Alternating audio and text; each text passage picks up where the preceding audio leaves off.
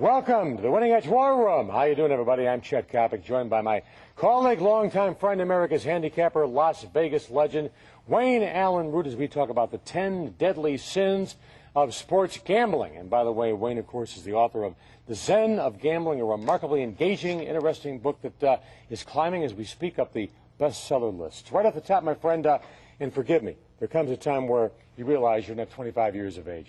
Bettors believe that point spread value is meaningless. Tell me why they are absolutely 24-karat gold dead wrong. Well, you know, when you listen to most handicappers, it's all about which team's going to win and which team's going to lose, and the reason why is because this player matches up well against that player, and this offensive lineman is out, and this quarterback doesn't play well on artificial turf.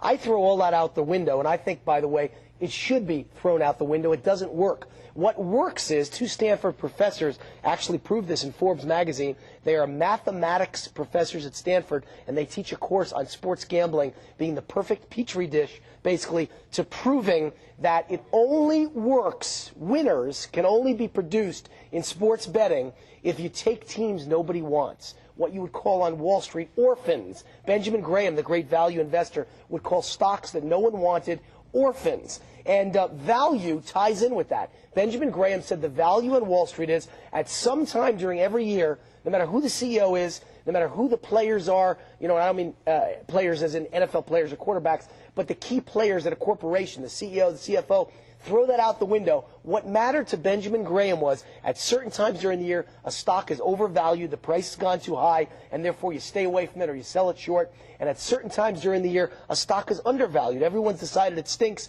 all at the same time, all at once, and they threw the baby out with the bathwater. They knocked it down way too low, and you want to buy at that point. Buy low and sell high. That's the key to Wall Street winners. That's the key also to sports gambling winners. And that's really my whole philosophy. Find value. Isolate the few times each year when every team is undervalued and buy them, play them, and the few times each year when every team is overvalued, sell them short, bet against them. That's the Wayne Root philosophy. Value is what gets you point spread winners. This has been true since roughly the War of 1812. Correct. Bettors think that favorites are the only way to go. And for me, underdogs are the only way to go. I've been called a patron saint of lost causes because I like taking teams that nobody wants, that everybody is disregarding and assuming they just cannot win. And that ties in with that trend number one again that I spoke to you about. Teams that nobody wants, orphan underdogs, are automatically undervalued. Why? Well, very often, here's the thing. You've got a favorite that was on the cover of Sports Illustrated. They think that they can do no wrong. The whole world is talking about them. Women are clamoring for them. They spent last night hanging out in their dorm room with 5 women, calling them on the phone, hounding them. And the other team can do no right. They are also in the media in their hometown. And you know what the media is saying? They stink. They're awful. Wait till next year. They're criticizing the quarterback. They're criticizing the coach. That team is angry, and they're practicing harder. They got a battery on their shoulder, and they dare you to knock it off. You know, they want to go after you, the good team, like you've got a target painted on your chest. You know, it's the same reason teams that win the Super Bowl the next year are terrible, generally, against the point spread. The reason why is every other team has painted a target on their chest, and they want them. It's extra added motivation and incentive, and in the NFL, that's all you need to take a bad team to pull an upset over a good team. So I go again and again and again with underdogs that nobody wants, orphans, and I win, and they win outright for me. The casual bettor, all the way up to the high-end player.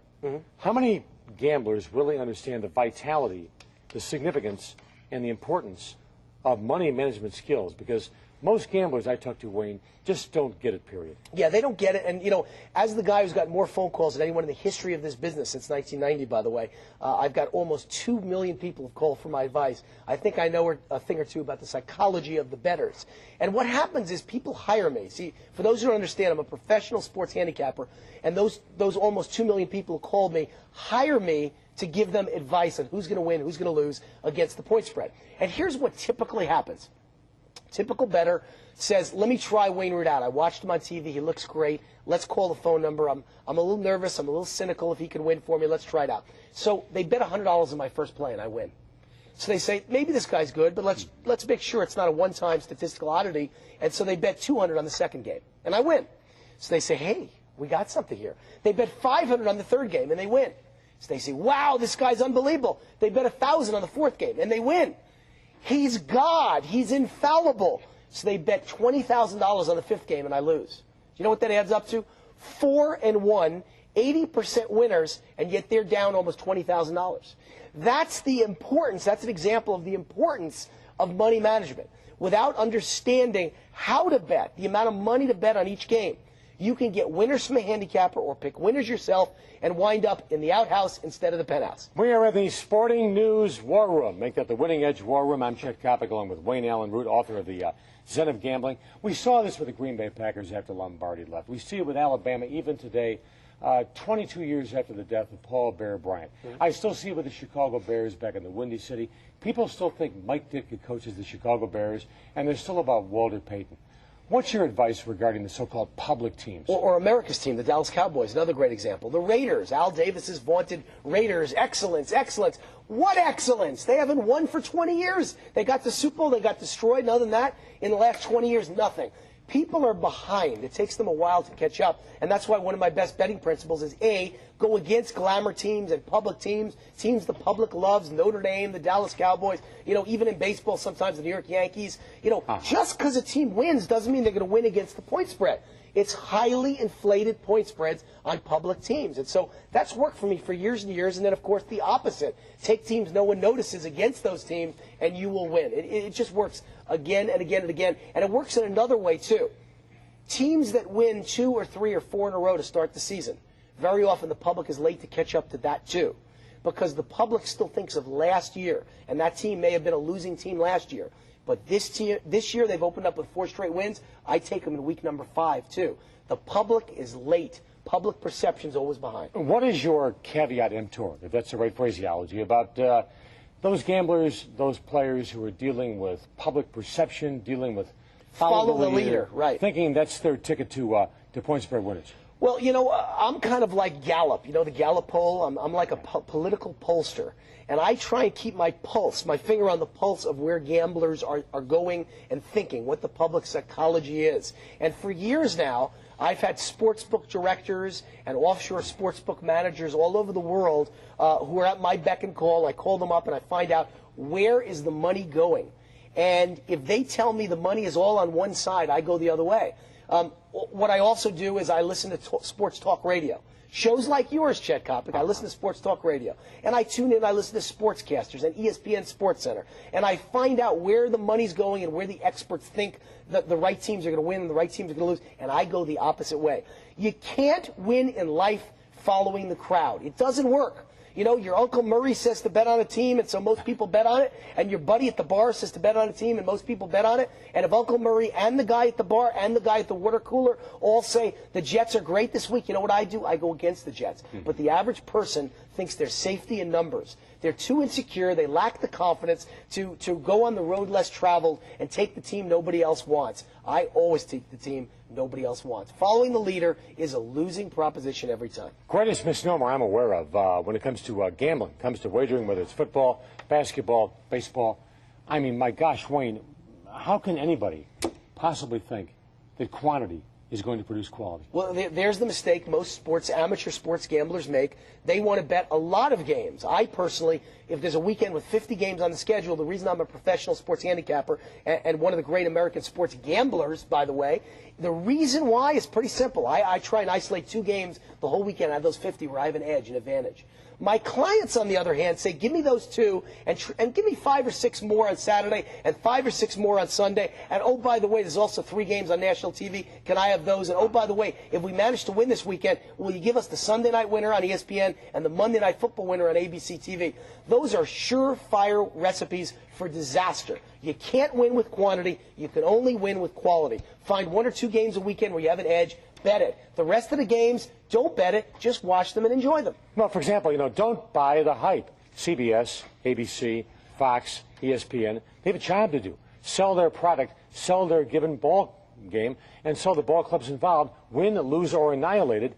Again, this concept that television produces winners, it's ridiculous. Well, I can't argue. TV's been great for me. I love TV football games because that's what's built our business of handicapping. I wouldn't have gotten those almost 2 million calls if there weren't TV games on TV. ESPN has made sports But gambling. it's a double-edged sword. Sports gambling's made ESPN. But the double-edged sword is that people want to bet on every game they can watch. And it used to be there were only 2 games each weekend on TV. When I grew up in New York, you watched the Jets and the Giants, and then you watch Monday Night Football. So 3 games the whole weekend. Now, every game is on your Sunday ticket and your ESPN college football ticket and your ESPN college basketball ticket. You can watch 50 games a weekend. Well, guess what? You can't bet 50 games and win. My advice is very simple. Find the 2 games, the 3 games each weekend where you have an edge and bet those. Don't bet the rest. Or if you need to make a bet in order to enjoy a game on TV, bet $500 on the game that matters or whatever your figure is that you're comfortable with, and bet $50 on the TV game on Monday Night Football. Because to bet the same amount on a game just because it's on TV as a game where you had a real statistical edge, the odds are in your favor, is the dumbest form of gambling in the world. If you do that, you are in fact an idiot. Monday Night Football. Yeah. People think it was made by the New York bravado of Howard Cosell, the corn-fed hilarity of Dandy Don Meredith, and of course that combined with the genius of Roone Arledge was vital to the success of Monday Night Football. But Monday Night Football ultimately, as we both know, is about gambling. Is once again about gambling.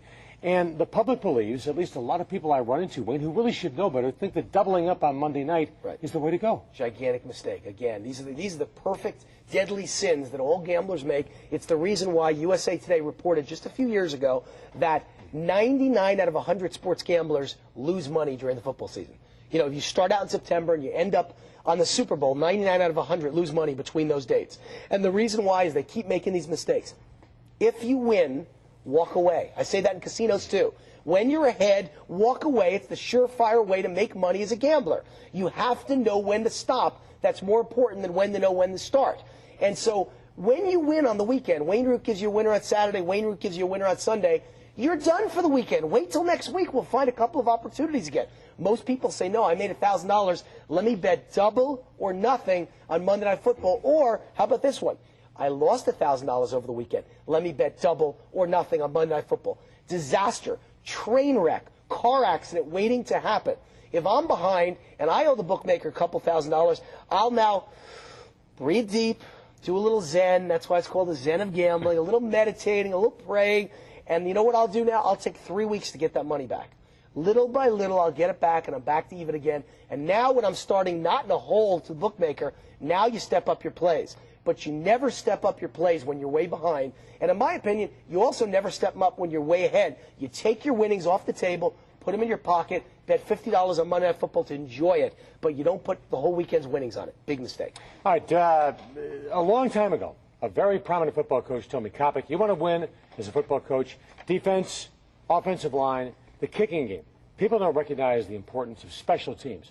That being said, and you know this, especially with a player who is new to gambling, they think offense is the way to go. They'll look at yards produced from the previous week. They'll look at first downs. They think offense is a ticket to victory, when the fact is that is the biggest con in the history of mankind. I've learned very few things my 4 years at Columbia University.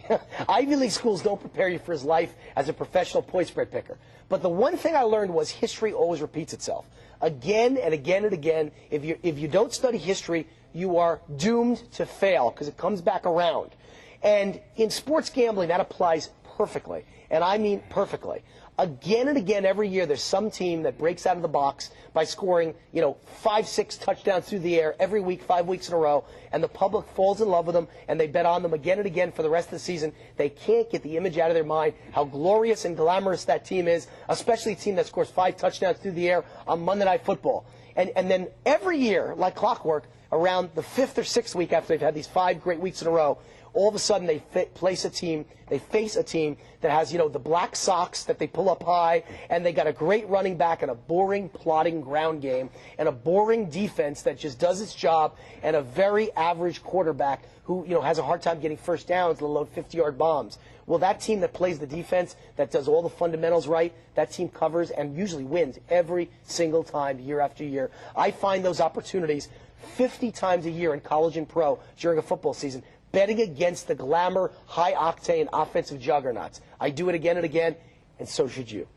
My friend, you're better than a shrink, and at 1/10 the cost. Zen of gambling, and the psychology of gambling. It's all one big chess game. He is America's handicapper, Las Vegas legend Wayne Allyn Root. I'm Chet Coppock. This, of course, is the Winning Edge War Room. We'll catch you next time around. So long, everybody.